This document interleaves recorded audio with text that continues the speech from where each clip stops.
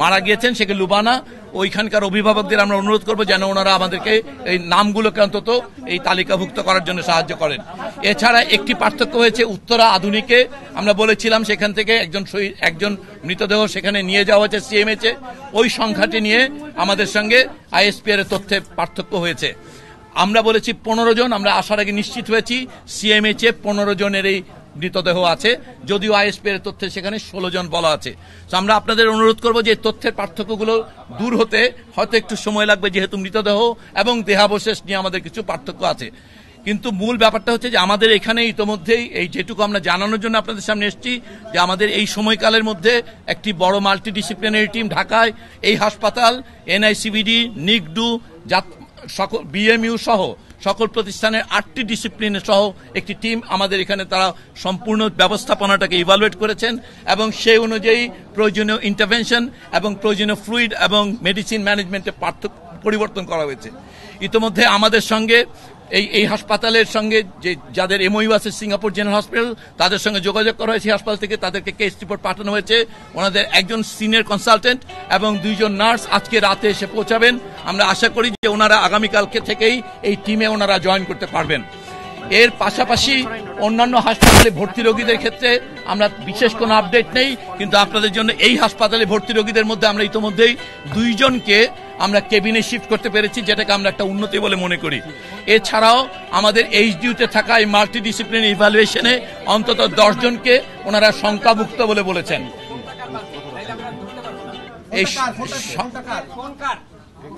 অতএব আমরা যেটুকু বুঝতে পারি, আমাদের এখানে যারা চিকিৎসাধীন আছে তাদের মধ্যে 2 জন মোটা দাগে কেবিনে শিফট করার মতো এবং মাল্টিডিসিপ্লিনারি ইভ্যালুয়েশনে 10 জনকে শঙ্কামুক্ত বলে আমরা মনে করি। বাকি 30 জন এখন গ্রে আউট লাইনে বা একটা অস্পষ্ট জায়গায় আছে, যার মধ্যে 10 জনকে আমরা মনে করছি এখনো শঙ্কার মধ্যে আছেন, বাকিদের মাঝামাঝি জায়গায়। সো এই হচ্ছে মোটা দাগে আমাদের অবস্থা। আমরা আশা করি যে আমাদের এখান থেকে দেশের সর্বোচ্চ সকল বিশেষজ্ঞদেরকে এটার সঙ্গে যুক্ত করা হয়েছে এবং বিশেষ করে শিশু বিশেষজ্ঞের সকল ব্রাঞ্চ এখন এই টিমের সঙ্গে যুক্ত, যেহেতু প্রধানত রোগীরা শিশু। এইখানে আপনারা এই কালকে আমরা একটু আগে যে তথ্য দিয়েছিলাম, সেখানে যে 2 জন শিক্ষকের কথা একজনে বলা হয়েছিল, সেটা 2 জন শিক্ষক হবে আসলে। আরেকজন শিক্ষক আমরা পেশা নির্বাচন তখন জানা ছিল না, আমরা উল্লেখ করতে পারিনি। ওই হাসপাতালে ওই স্কুলের 2 জন শিক্ষক আসলে ইতিমধ্যেই মৃত্যুবরণ করেছেন। এই হচ্ছে আমাদের দিক থেকে আপডেট এবং সংশোধন। সংখ্যাটা আবার যদি একটু বলতেন ক্লিয়ার করে। কোন রকম এক কথায় বলতে পারি, আমরা এখানে প্রায় 70 থেকে 80 ধরনের ওষুধ সরঞ্জামাদির প্রয়োজন, যেগুলো সম্পূর্ণ ইনভেন্টরি করে এখানে সংগ্রহ করা আছে এবং আগামী 72 ঘন্টার জন্য আমাদের প্রস্তুতি আছে। এরপরে যদি কালকে বিদেশি দল আসার পরে যদি কোনো ধরনের নতুন কোনো ডিভাইস, এবং ওনারাও কিছু যন্ত্রপাতি নিয়ে আসবেন, সো যদি কোনো কিছুর প্রয়োজন পড়ে আমরা এই ব্যাপারে একদম সরকারের স্বাস্থ্য পরিবার কল্যাণ মন্ত্রণালয় নিশ্চিত করছে যে সকল ধরনের সরঞ্জাম, ঔষধ, ফ্লুইড অথবা অন্যান্য যা প্রয়োজন সেগুলো এই হাসপাতালে ব্যবস্থা করবে। এছাড়াও আপনারা এই সংখ্যায় বারবার পিড়াপিড়ি করতে, সংখ্যাতে একটু পার্থক্য হচ্ছে, তারপর আমরা বলেছি ইতিমধ্যেই যে আবারও বলতে হবে,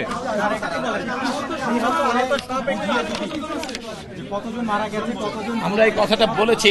এই মুহূর্তে হাসপাতালে ভর্তি আছে 69 জন, 69 জন ভর্তি আছে সব হাসপাতাল মিলে। তার মধ্যে একটা চেঞ্জ হচ্ছে, সেই জন্য আমরা এই কথাগুলো বারবার বলছি যে ঢাকা মেডিকেল কলেজে 3 জন ছিলেন যারা এই হাসপাতালে এসেছেন। সিএমএইচ থেকে 3 জন পেশেন্টকে ওনারা পাঠানোর জন্য অনুমতি নিয়েছেন, অথবা ওইটাকে এখন দেখা যাবে সিএমএইচে, ওখানে 28 কিছুক্ষণ পরে ওইটা কয়েক ঘন্টা পরে চেঞ্জ হবে। অতএব এই সংখ্যাটা একেবারে স্ট্যাটিক না, আবার একজন পেশেন্ট বাসায় চলে গেছে। আমরা বলবো যে 69 এখন আছে, এটা 1 ঘন্টা পরে বা 15 মিনিট পরও 68 হতে পারে বা 70। তো এটা আমরা বলছি যে এই সংখ্যাটায় খুব বেশি পিড়াপিড়ি করার কিছু নেই, কারণ রোগী আসছে বা যাচ্ছে অথবা স্ট্যাটাস চেঞ্জ হচ্ছে।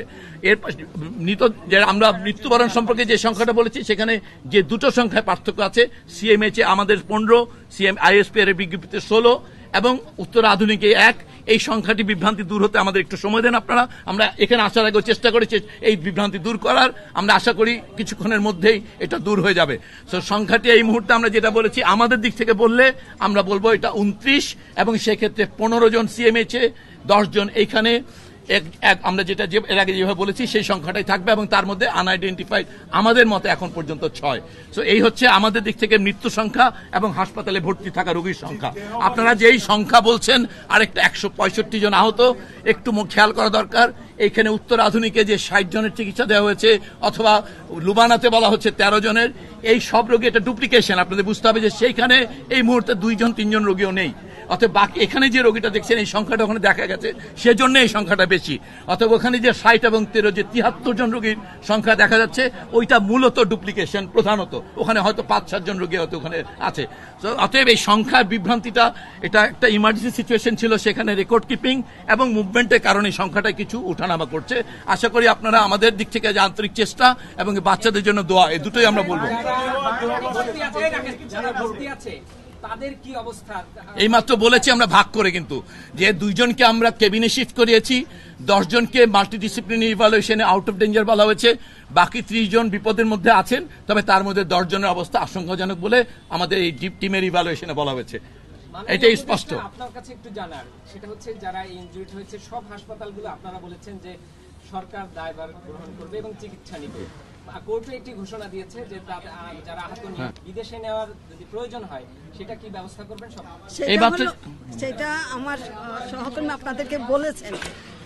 ইয়ে থেকে সিঙ্গাপুর থেকে ডাক্তার নার্স ওনারা আসবেন, ওনারা এসে ওনারা পরীক্ষা করে ওনারা যদি মনে করেন কাউকে পাঠাতে হবে, তাহলে সেক্ষেত্রে আমরা সেই দায়িত্বটা আমাদের এই ইভালুয়েশনের উপরে এইখানে যে সুযোগ সুবিধা আছে সেগুলো দিয়ে চিকিৎসা করা হলে সম্ভব হলে ওনারা ওখান থেকে আরো যদি প্রয়োজনে জনবল পড়ে তাদের আনবে। যদি এমন কোনো বিশেষ সুবিধা প্রয়োজন হয় যেটি আমাদের এই হাসপাতালে নেই, সেটার জন্য ওনারা পেশেন্ট শিফট করানোর সুপারিশ করলে সেটা করা হবে। ওনারা আজকে রাত্র 12টা থেকে 1টার দিকে আমরা আশা করছি ওনারা এসে পৌঁছাবেন।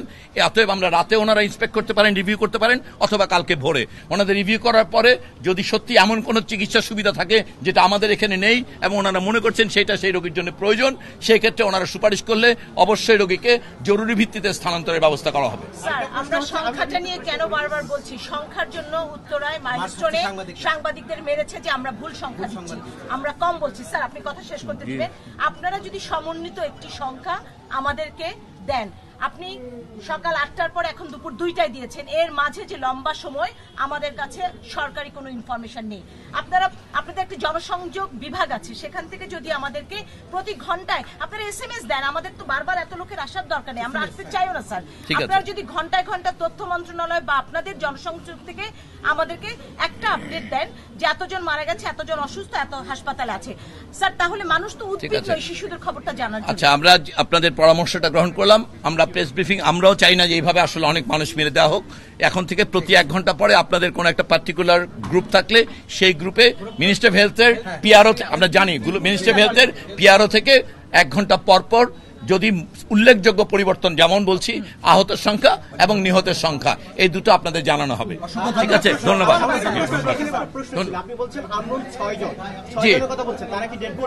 জি, একটা ব্যাপার বলেছে, এটা তো মৃতদেহ এবং এগুলো দেহাবশেষ বলছি আমরা, কিন্তু যেহেতু সম্পূর্ণ স্ট্রাকচার সেজন্য দেহাবশেষ। একটি ক্ষেত্রে এটা দেহাবশেষটাকে নিয়েও বিভ্রান্তি আছে, এতখানি এটা পুড়ে গেছে, এটা কয়লা।